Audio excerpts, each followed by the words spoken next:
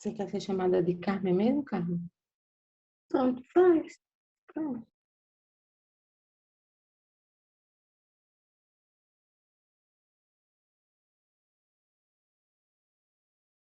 Como é que foi a descoberta dessa gravidez?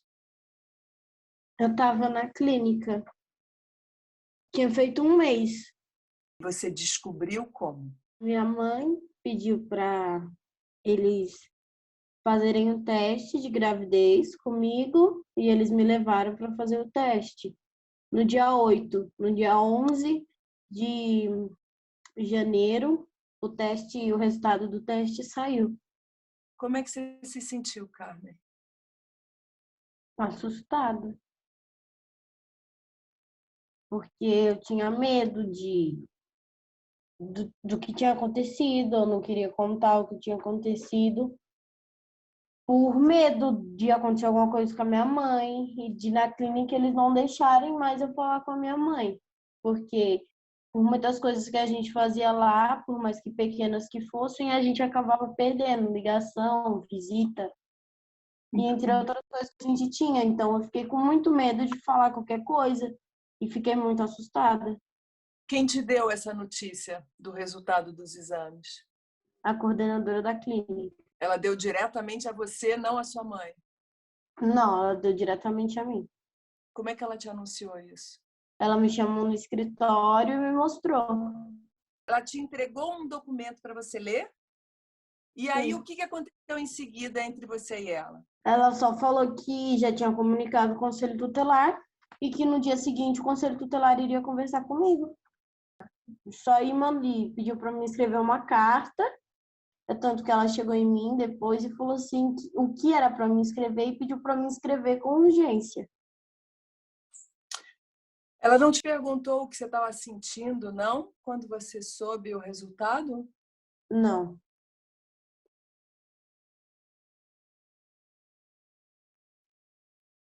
Ou seja, toda a atenção dela foi voltada para a gravidez, para o fruto da gravidez. Você Não, ela só perguntava se você tá bem e eu respondi que estava bem.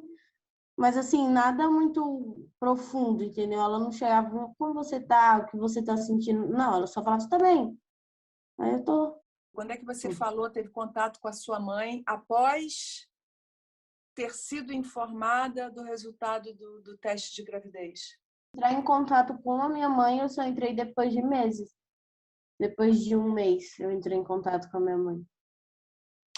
Ok. Mãe, quando é que você foi informada da situação da Carmen?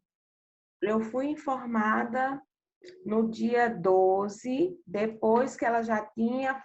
Ela informou primeiro ao Conselho Tutelar, depois ela solicitou que Carmen escrevesse uma carta e que Carmen dissesse, e ela disse o que Carmen tinha que escrever na carta. E depois que a carta foi feita, que tudo foi feito, ela me informou assim: Cristina, a Carmen está grávida, foi de uma relação consensual e ela quer ter o bebê. E eu entrei em pânico, porque eu sabia que não tinha sido de uma relação. E aí eu solicitei, eu disse, já que eu não posso falar com Carmen, porque ela disse que Carmen não queria falar comigo, eu solicitei que ela falasse pelo menos com a Márcia, que é essa senhora, essa moça que me ajuda com a Carmen, que Carmen sempre se abria com ela. A Márcia ligou para falar com a Carmen, só que todas as ligações ficavam uma pessoa do lado. E quando Márcia começou a pressionar a Carmen, pedindo para que Carmen fale a verdade, porque nós sabíamos da verdade, nós sabíamos da verdade, mas Carmen não tinha relatado a verdade. Eles desligaram o telefone e disseram que Carmen não queria mais falar com ninguém. Eu só consegui falar com a Carmen um dia antes do dia que eu fui para a porta da clínica. Que dia você foi para a porta da clínica? Na quarta-feira, aí eu comecei a procurar o que eu poderia fazer. E eu entrei em todos os lugares pela internet e eu não conseguia apoio de ninguém. E aí eu encontrei uma reportagem que falava milhas. E eu vi ali... Deixa eu entender uma coisa. A gente está falando do dia 8 e 11 de janeiro. Ou seja, a descoberta da gravidez aconteceu no começo de janeiro, meados de janeiro, E só no Sim. dia 25 de fevereiro, ou seja, mais de um mês depois, você conseguiu ver a sua filha. Sim, porque eu gritei, sentei na porta da clínica e disse assim, eu só saio daqui quando ver minha filha. E um homem muito agressivo, que é o marido da dona da clínica, disse que eu não sairia de lá, a não ser presa. Eu digo, eu saio presa, mas eu só saio quando eu ver minha filha, porque minha filha precisa contar a verdade. Aí Carmen ouviu os meus gritos e correu para a porta da clínica. E abriram uma janelinha de 10 por 15 para eu ver Carmen naquela janelinha. Eu disse que eu não viria Carmen assim nessa janelinha. E aí eu comecei a gritar, feito uma louca realmente, e abriram a porta. Mas me disseram, você não pode chegar perto da Carmen. Eu corri, abracei Carmen e pedi que ela falasse a verdade, que ela não estava só. Aí foi quando Carmen contou a verdade. Carmen, você se sentiu prisioneira na clínica? Sim. Mãe, você assinou um contrato com essa clínica para que Carmen fosse internada.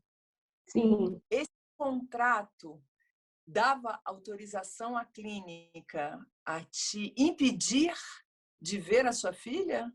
não. Eles usavam o argumento que Carmen não queria falar com ninguém. Que não é verdade, Carmen.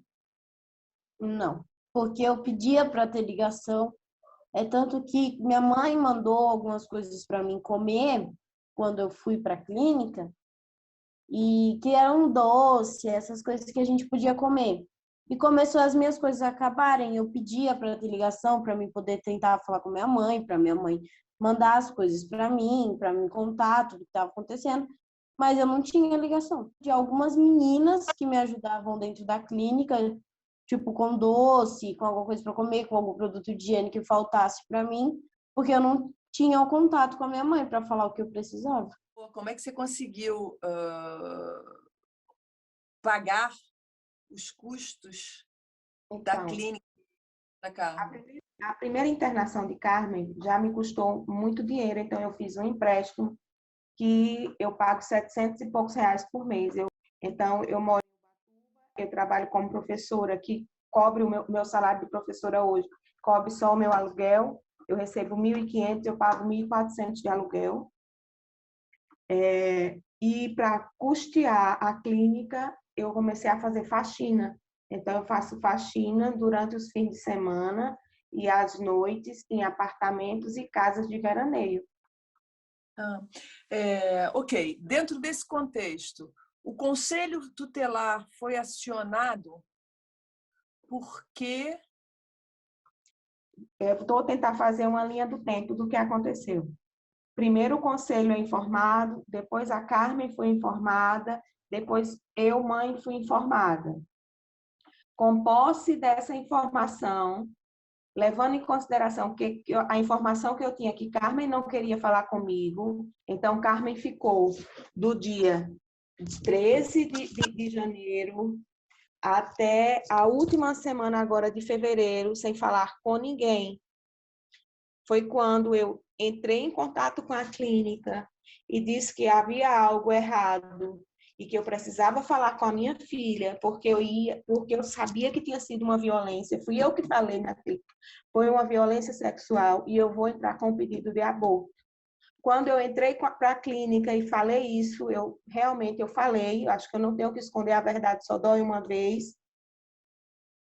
O Conselho Tutelar me entrou, o mesmo conselheiro que a clínica já tinha acionado, entrou em contato comigo, me informando que eu tinha uma audiência e que eu ia cometer um crime, porque eles tinham uma carta escrita à mão, com o próprio punho, da Carmen, dizendo que foi consensual e que ela queria essa gravidez e que eu estava cometendo um crime. Então, quando eu cheguei na clínica na quinta-feira para ver minha filha, já tinham chamado a polícia, eles tinham chamado a guarda municipal, eles colocaram um carro na porta da clínica e aconteceu tudo o que aconteceu. E eu não tive a permissão de tirar a minha filha da clínica naquele dia. Eu só não fui algemada porque eu gritei, eu esperneei e eu consegui que Carmen corresse e fugisse dos monitores e chegasse até o portão. e abriram o portão e eu corri, abracei Carmen e pedi, pelo amor que eu tenho a ela, só somos nós duas, ela falasse a verdade. Aí Carmen foi e falou a verdade para todos que estavam ali. Carmen, o que que você sentiu nesse momento, quando você estava nessa sala, na promotoria pública, e viu a sua mãe chegar do outro lado, quase como uma ré, não? Sim. O que estava ali era uma audiência de custódia para saber se você ia ter a guarda da sua filha, é isso? Ele, inclusive, foi me perguntado assim, a guarda pode voltar para a mãe? Eu nem sabia que eu tinha perdido a guarda. Ok. Vamos ouvir primeiro como é que a Carmen viveu essa situação. Quando a minha mãe entrou lá dentro da promotoria, que eu fiquei mais calma, que eu tive mais aquela segurança Uhum.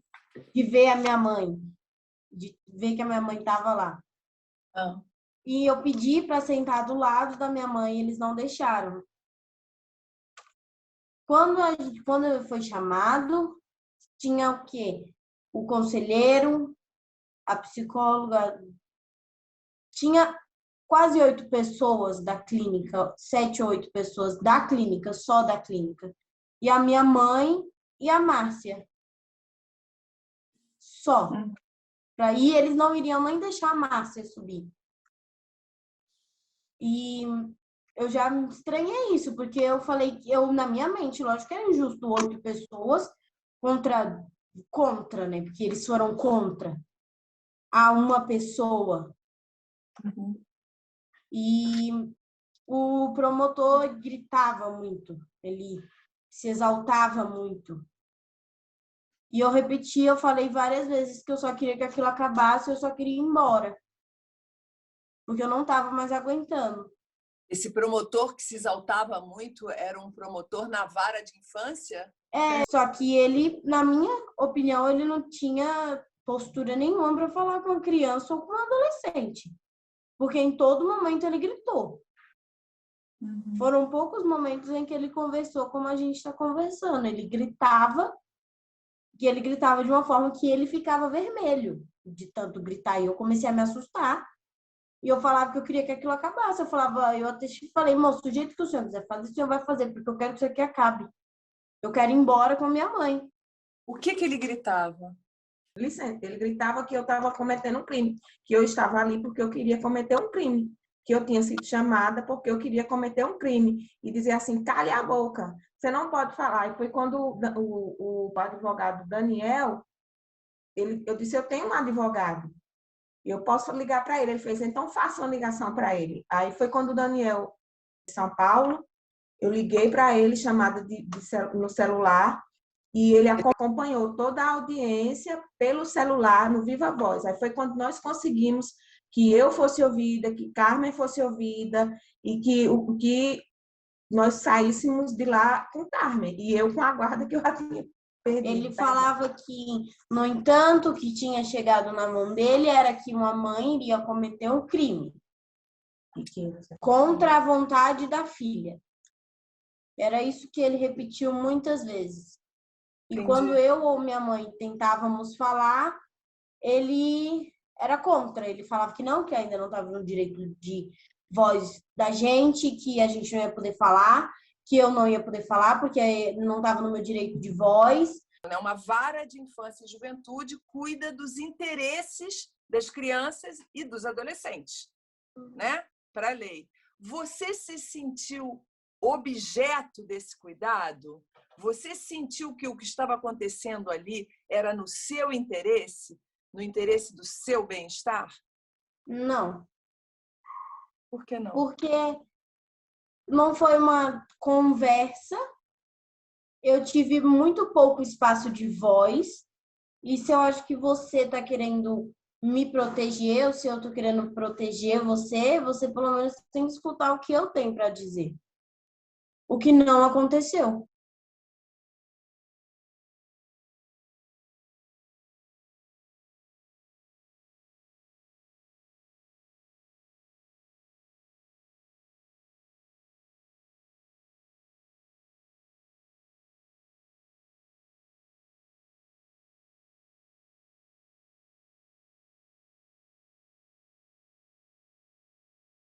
Entendi.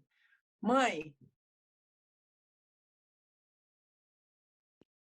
Eu solicitei o teste porque no dia 28, que era o dia dos 15 anos da Carmen, Carmen teve uma crise, porque ela já vinha de uma internação e ela estava quase 7 meses fora da clínica, e era o aniversário dela, nós fizemos um churrasco, como era pandemia, só para as duas tias dela que moram no Rio, e para mim e para o pai dela. E o pai dela não apareceu, ninguém apareceu. Então, Carmen entrou em crise. E todas as vezes que ela ficava exaltada ou em crise, por aconselhamento da psicóloga, que ela fazia já um acompanhamento com a psicóloga, se ela pedisse para ir pedalar, eu deixasse. E depois do churrasco, eu deixei Carmen pedalar, só que Carmen não voltou. Carmen só retornou para casa no outro dia, já no dia 29, por volta das 6h50 da manhã. E ela chegou transtornada. E eu vi que ela mexeu no guarda-roupa, e eu vi que o guarda-roupa tinha saído do lugar. Então, eu puxei o guarda-roupa e encontrei uma bermuda com sangue na região da vagina e do lado direito da perna, da bermuda, que ela escondeu. E a partir desse dia, Carmen começou a não falar mais com ninguém e começou a ter surtos constantes, assim, de sumir e desaparecer. E aí eu chamei uma moça que me ajudava em casa com Carmen, porque ela já conhecia o caso da Carmen, e ela disse assim: Cris, isso é um estupro, isso não é sangue vaginal. Só que eu, com medo, eu não quis acreditar. Carmen não falava nada, não falava nada, e eu, com medo dela entrar em crise, porque ela já tinha ficado 11 meses e 27 dias interna, pela questão da ansiedade, depressão e agressividade, eu tinha medo de afrontar e ver minha filha morrer. Por quê? Porque tinha relato de amigos dela que ela tinha dito que iria se jogar na pedreira, não, como é que chama, Carmen? Costeiro. Na costeira da praia. Eu fui atrás da psiquiatra e a psiquiatra disse: olha, já que nós temos esse risco dela tentar suicídio, vamos internar novamente. E aí nós internamos. Mas não saiu de mim a imagem daquela bermuda sangrando, escondida atrás do guarda-roupa. Carmen, você quer contar para mim o que você contou para o que aconteceu? Você não precisa, você não é obrigada a nada aqui, tá? Você só faz o que você quer. Mas se você quiser contar, eu quero ouvir. Sim. Eu, a partir do dia do meu aniversário, eu tinha ficado frustrada porque eu tinha passado meu último aniversário internada e era meu aniversário de 15 anos. E eu fiquei frustrada porque eu fiz toda uma expectativa, eu criei toda uma expectativa em cima daquela data que é muito importante para muitas meninas.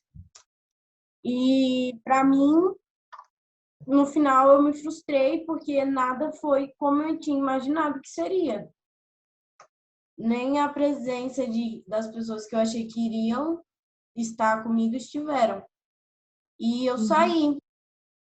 Aí eu encontrei umas pessoas que tinham estudado comigo e chegou um menino que eu não conhecia, que eu também não sei muita coisa sobre ele, só sei o nome dele, que é Thiago, e eu não conhecia ele. E daí ele veio conversando com todo mundo, as pessoas que estavam comigo conheciam ele, só que como eu tinha passado muito tempo fora, eu não cheguei a conhecer ele, não sabia quem ele era, fiquei conhecendo ele aquele dia.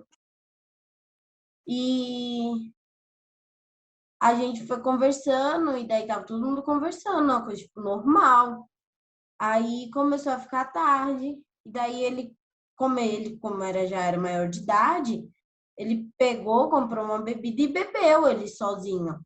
Aí ele começou a me puxar e começou a querer ter o ato sexual comigo. E eu comecei a me negar, eu falei que não. Comecei a ficar assustada. E daí ele falou assim que se eu não fosse com ele,